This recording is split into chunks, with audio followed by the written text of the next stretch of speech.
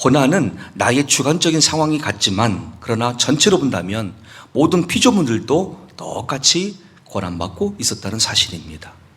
그들은 탄식합니다. 저 화면에 나와 있는 자료는 일본과 덴마크에서 해마다 벌어지는 돌고래 학살 장면이에요. 왜 많은 어부들이 수백 마리의 돌고래들을 그냥 저렇게 죽여서 바다를 핏빛 만들면서까지 학살을 할 것인가? 이유는 단순합니다. 돈 때문입니다. 돈 벌기 위해서 돌고래를 학살하는데 바다 전체가 다 오염되는 것이죠. 아주 섬뜩합니다. 최근에 환경재앙의 또 다른 피해를 보고 있는 우리 제주도를 살펴보겠습니다. 제주도 바닷가 속을 딱 들어가 보니까 어느 순간부터 제주도는 이제 청정해역이 아니었습니다. 수많은 오염물들, 그 중에 플라스틱 제품들이 얼마나 많이 깔려있던지 계속 수거 중에 있죠. 그리고 2050년 되면은 플라스틱 숫자하고 바닷가의 물고기 숫자하고 거의 같을 것이다. 아니, 더 플라스틱이 숫자가 많을 것이다. 이런 예측이 나옵니다. 심지어 최근에 미국 유타 대학에서 11군데의 토양을 비를 맞는 방법으로 채취해 봤더니 자신들의 토양에 내린 비의 성분 중에 상당수가 미세 플라스틱이었습니다.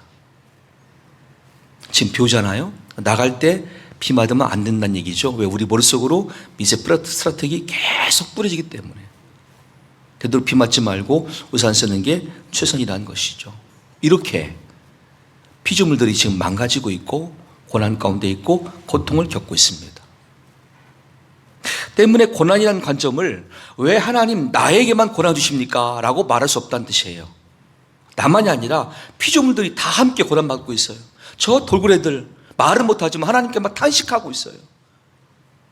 인간들의 돌에 든 욕심 때문에 우리가 죽어갑니다. 수백 마리가 죽어갑니다. 해마다 죽어갑니다. 저는 탄식하고 있어요. 플라스틱 때문에 수많은 바다 해양 생물들이 죽어가고 있어요. 고난 가운데 있다라고 보자는 거예요. 나뿐 아니라 피조물 모두가. 내 가정만 아니라 다른 가정도 마찬가지. 고난 중에 있다라고 보시면 정답이에요. 오늘 본문 말씀은 그럼 우리들에게 이제 승리의 비결을 하나하나 단계별로 가르쳐 주십니다. 먼저는 고난은요, 영광이라는 결과를 위해서 이제 출발하는 기초라는 사실이에요. 결론은 영광이에요. 출발은 고난일 뿐이에요. 18절 말씀 들어보시죠. 생각하건대, 예전 성경은 가로 열고 확신하건대, 현재의 고난은 장차 우리에게 나타날 영광과 비교할 수 없도다. 아멘. 영화를 보시건 드라마를 보시는데 여러분들이 다 알고 있는 내용을 또 보신다 가정해 보세요. 재방송 보신다 가정해 보세요. 결과를 알고 있어요. 그러면 중간에 어떤 위기가 있어도 갈등이 있어도 여러분들은 편안한 마음으로 그 영화나 드라마를 볼 수가 있어요. 왜? 결과를 알기 때문에. 영광이 결과예요. 다만 지금 현재는 우리가 고난 중에 있어요. 근데 이 과정만 이해하신다면 마치 우리가 재방송 프로를 보는 것처럼 전혀 염려할 것이 아니에요. 오히려 큰 영광에 비한다면 지금 내가 만난 고난은 너무나 작은 분량이 되고 만다는 사실로 우리를 위로하세요. 19절 이하 22절까지 피조물이 고대하는 바는 하나님의 아들들이 나타나는 것이니 피조물이 허무한데 굴복하는 것은 자기 뜻이 아니요 오직 굴복하게 하시는 이로 말미암음이라.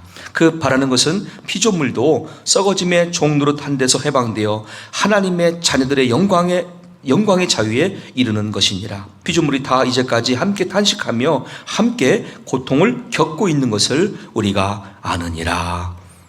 아멘. 하나님은 에덴 동산에서 모든 걸 다 창조하신 이후에 아담과 하와에게 이 땅을 다스려라, 너희는 매니지하라, 경영하라 고난을 주셨어요. 다만 한 가지, 이 동산 중앙에 있는 선과 악을 아는 나무 열매만큼 따먹지 마라. 따먹으면 반드시 죽는다. 한 가지 단서예요. 나머지는 다 할 수 있어요. 때문에 그때 피조물들은요, 인간들에 의해서 지배받는 구조가 된 거예요. 하나님이 그렇게 질서를 세우셨어요. 여러분, 사자, 호랑이, 맹수들이 힘이 없어서 우리한테 굴복당합니까? 아니에요. 하나님의 질서 때문에 그래요. 굴복 땅에 있는 것처럼 보이죠? 원래 힘센 거예요, 그들이. 다만 우리가 우리의 자리에서 그 역할을 바르게 못하여서 피조물이 탄식하고 있다는 것이죠. 그중에 첫 번째 원인은 죄였고요. 지금 우리가 관리하는 면에서 많이 부족한 모습을 보이고 있습니다. 때문에 그 피조물들은 이제 마지막 때에 그들 속에서 막 기대하는 바가 있어요. 고대하는 바가 있어요. 하나님, 이 고난이 언제 끝납니까? 예수님의 재림이 고난의 끝인 줄 압니다. 빨리 예수님의 재림을 허락해달라고 피조물들이 막 탄식하고 있어요. 그 성취 장면이 요한계시록 19장 14절로 16절에 이렇게 소개되고 있습니다. 하늘에 있는 군대들이 희고 깨끗한 세마포옷을 입고 백마를 타고 그를 따르더라. 그 입에서 예리한 검이 나오니 그것으로 만국을 치겠고 친히 그들을 철장으로 다스리며 또 친히 하나님 곧 전능하신 이의 맹렬한 진노의 포도주 틀을 밟겠고 그 옷과 그 다리에 이름을 쓴 것이 있으니 만왕의 왕이요 만주의 주라 하였더라. 아멘. 예수님 오실 때에 좌우편에 이름이 새겨 있다는 얘기죠. 만왕의 왕, 만주의 주. 그리고 옆에 하나님의 사람들이 막 같이 내려와요. 그것을 바라보는 관점에서 피조물들이 고대하는 거예요. 하나님의 아들들이여 빨리 오시옵소서. 주님 빨리 재림하시옵소서. 우리들을 지금까지 모든 고난에서 이제 복된 자리로, 자유의 자리로 인도해 달라고 탄식하며 간구하더라, 그 뜻이에요. 이게 고난의 실제 현주소예요. 얼마나 고난이 그들 마음속에 큰 상심이 되었던지 고대한다라는 말을 쓰고 있어요. 고대한다. 저 말이 뭐냐면 헬라어 원뜻은 기도한다는 뜻이에요. 기도를 몰랐던 사람들이 얼마나 고난이 심하든지 어쩔 수 없이 기도하는 거예요. 그게 고대하다는 뜻이에요. 믿음 없는 사람들이 얼마나 고난이 심하든지 어쩔 수 없이 기도하게 되는 거예요. 하나님은 그렇게까지 고난을 주신다는 뜻이에요. 그렇게 이미 피조물들이 다 고난 가운데 있었어요. 그러므로 나만의 고난이 아니다. 먼저 위안 삼으시고 이 말씀을 들어보십시오. 야, 나만 힘든 게 아니었구나. 내 가정만 고난받는 게 아니었구나. 저 피조물들은 더 엄청난 고난 속에서 고대하는 믿음으로 지금 간신히 견디고 있구나. 자, 이제 우리가 어떻게 승리하면 되겠습니까? 고난의 영적인 정의를 배우면 되겠죠. 로마서 5장 3절 4절과 야고보 1장 2절 4절 말씀을 제가 두 군데 읽을 텐데 이 중에서 고난의 뜻이 풀어져요. 고난이 뭘까? 환난이 어떤 뜻인가? 주님 말씀입니다. 다만 이뿐 아니라 우리가 환난 중에도 즐거워하나니 이는 환난은 인내를, 인내는 연단을, 연단은 소망을 이루는 줄 알미로다. 아멘.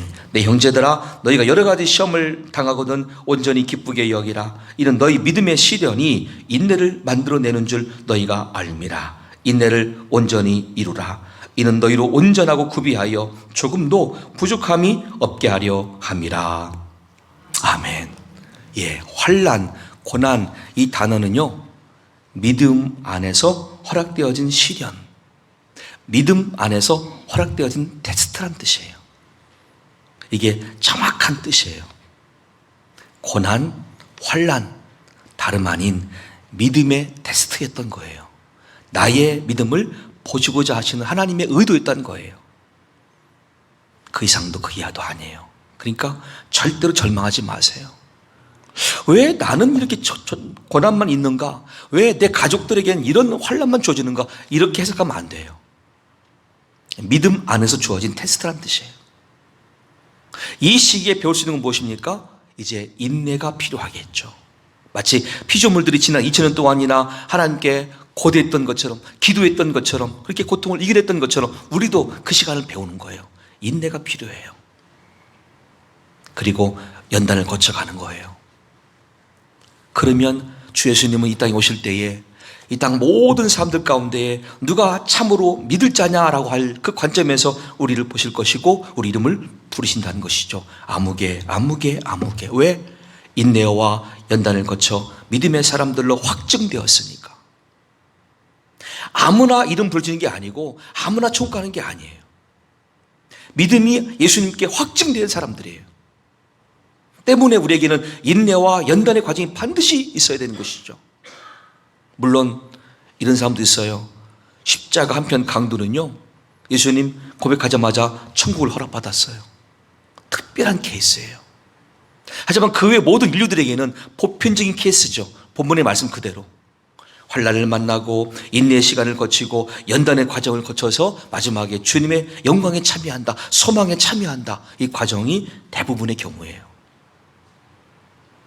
어떤 분들은 욕심으로 하나님, 저는 평생 믿지 않다가 맨 마지막 숨 넘어갈 그 순간에 예수 믿을게요. 장담할 수가 없어요. 가장 안전한 것은 지금 내 마음과 내 귀에 주의 복음이 들려올 때예요. 그게 몇 살 때인지 알 수 없어도 가장 어린 나이면 더 좋겠지만 내가 지금이라도 참으로 이것을 복음으로 받아들이고 마음에 심고 입술의 고백으로 아멘, 내가 예수를 믿겠습니다 하는 것이 오늘이 복된 날이며 구원받은 날인 줄 믿으시기를 축원합니다. 그렇게 우리가 고난을 바르게 이해하면 넉넉하게 이길 수 있다는 뜻이 됩니다. 야고보 1장 2절 3절에서 환난이 믿음으로 만난 테스트라고 했을 때에 이것을 향한 우리의 관점은 절망일 수 있을 겁니다. 왜 하나님 또 나에게 인내를 보십니까? 왜 연단을 거치게 하십니까? 이거 뛰어넘는 영광과 소망은 없습니까?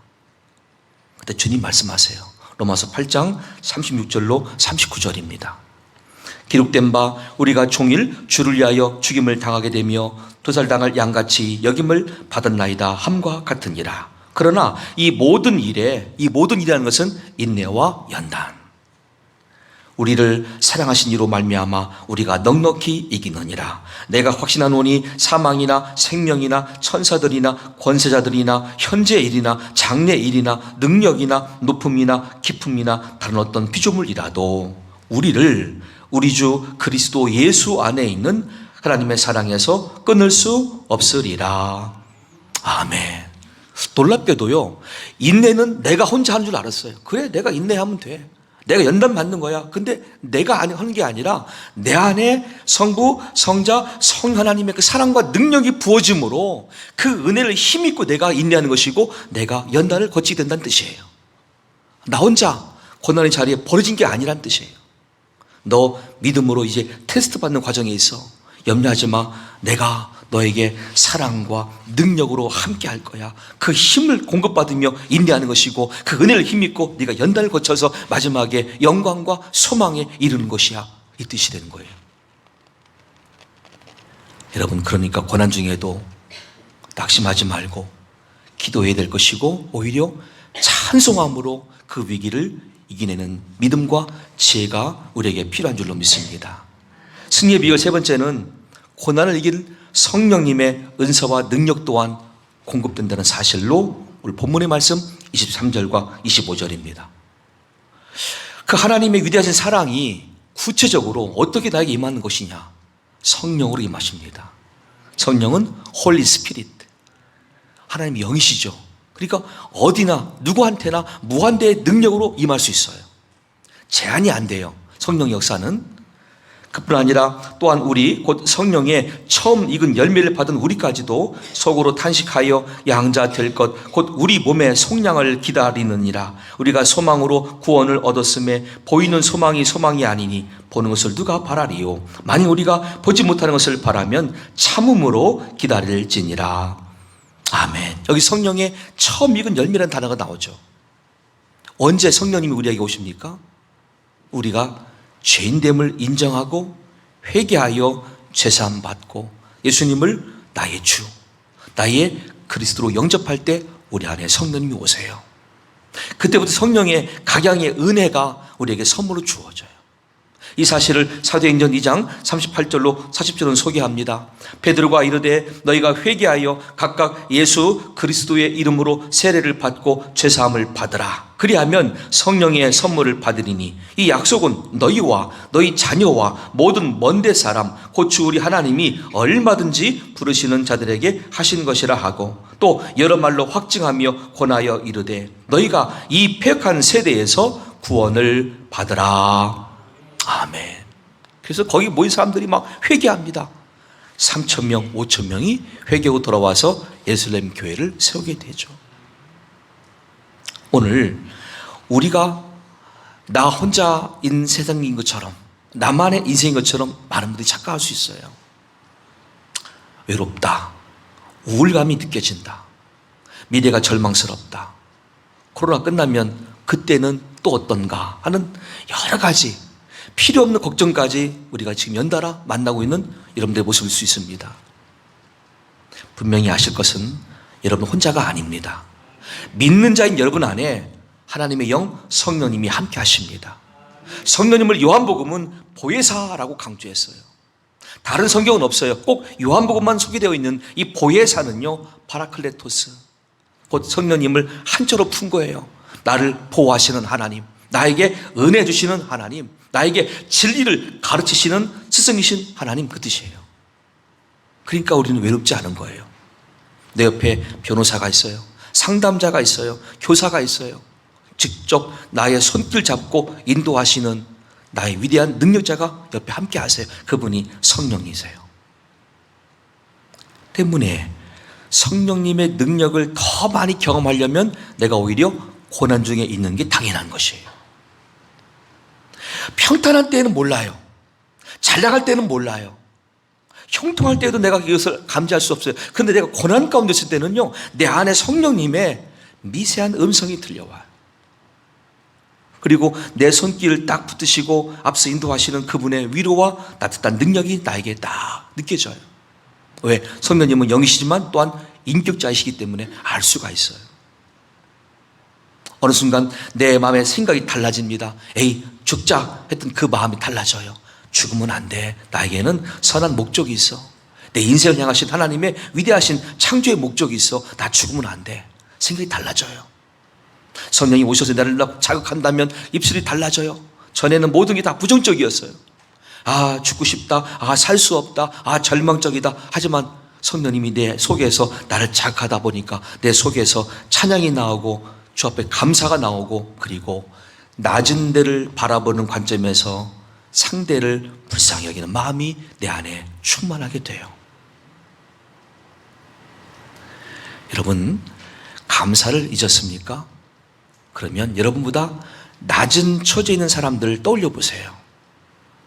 정말로요. 그러면 내가 지금 걷고 있고 살고 있는 환경이 굉장히 부유하다, 나 정말로 큰 복 받았다, 이거 정말로 은혜다는 사실을 발견하게 돼요.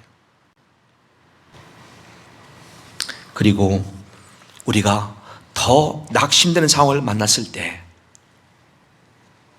마지막 네 번째 비결은 우리 안에 계신 성령님은 친히 나를 위해서 아버지 앞에 중보 기도로 헌신하게 됩니다. 본문의 말씀 26절, 27절입니다. 이와 같이 성령도 우리의 연약함을 도우시나니 우리는 마땅히 기도할 바를 알지 못하나 오직 성령이 말할 수 없는 탄식으로 우리를 위하여 친히 간구하시느니라. 마음을 살피시는 이가 성령의 생각을 아시나니 이는 성령이 하나님의 뜻대로 성도를 위하여 간구하심이니라. 아멘. 조건이 있어요. 내 뜻이 아니에요. 성도 개개인의 소원을 위한 성령님의 기도가 아니라 아버지 하나님의 뜻을 알기 때문에 그 뜻을 이 아무개가 이루어가기 위한 기도를 하시는 거예요. 아버지 하나님, 이 아무개가 지금 제주도 서귀포로 파송되어져 헌신하고 있습니다. 이 아무개를 향하신 아버지의 뜻을 성령님이 알잖아요. 그러니까 그것을 위한 기도하는 거예요.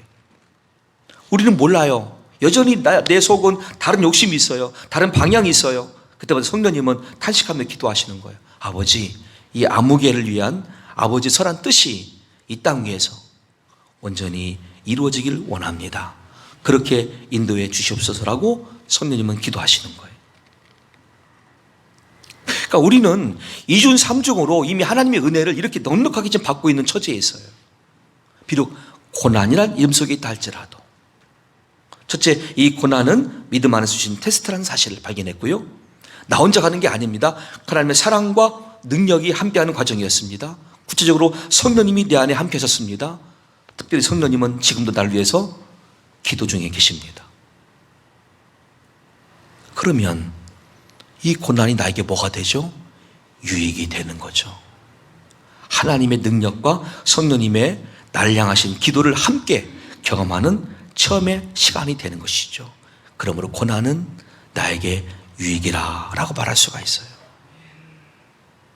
그리고 마지막 끝에는 어떻게 됩니까? 오늘 본문의 말씀 28절은 그 결과를 우리에게 제시하시는데 여러분 잘 아시는 말씀입니다. 함께 읽습니다.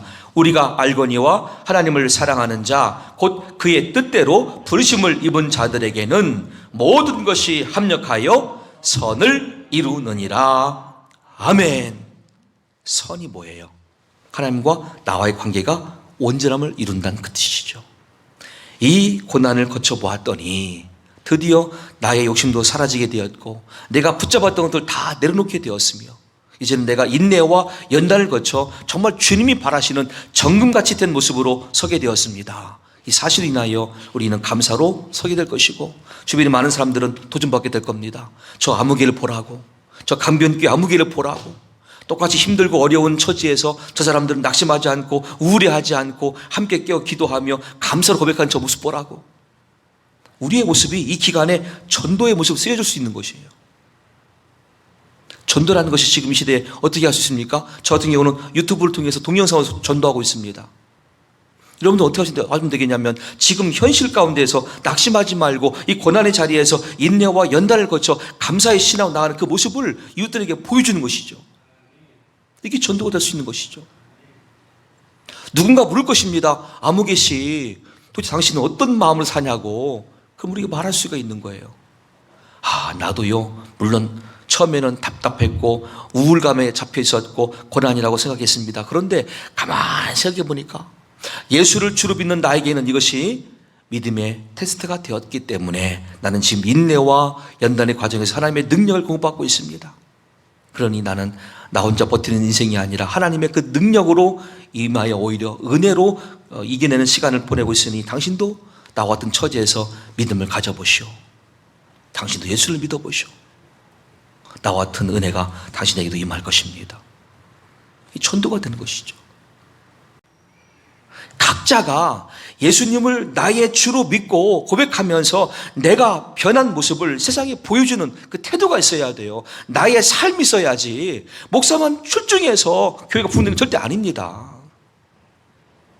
나의 변화된 삶, 고난 가운데 인내하며 연단하는 거치는 나의 삶, 그게 가정에서 보여줘야 되고 일터에서 보여줘야 될 때 내 주변 사람이 물을 것입니다. 어떻게 당신은 이 고난을 이겨내고 있습니까? 라고 할 때 우리가 말할 수 있잖아요. 나는 비록 목사는 아니지만 전도사는 아니지만 내 안에 성령님이 있고 예수가 내 주인 되시오니 나를 보호하고 계시며 은혜 주십니다. 넉넉히 이기게 하십니다. 당신도 나와 같이 예수를 믿어보시오. 생활 속에서 삶의 현장에서 믿음의 가치를 드러내면서 승리하는 비결의 그 삶을 보여주는 여러분 될 수 있기를 간절히 축원합니다.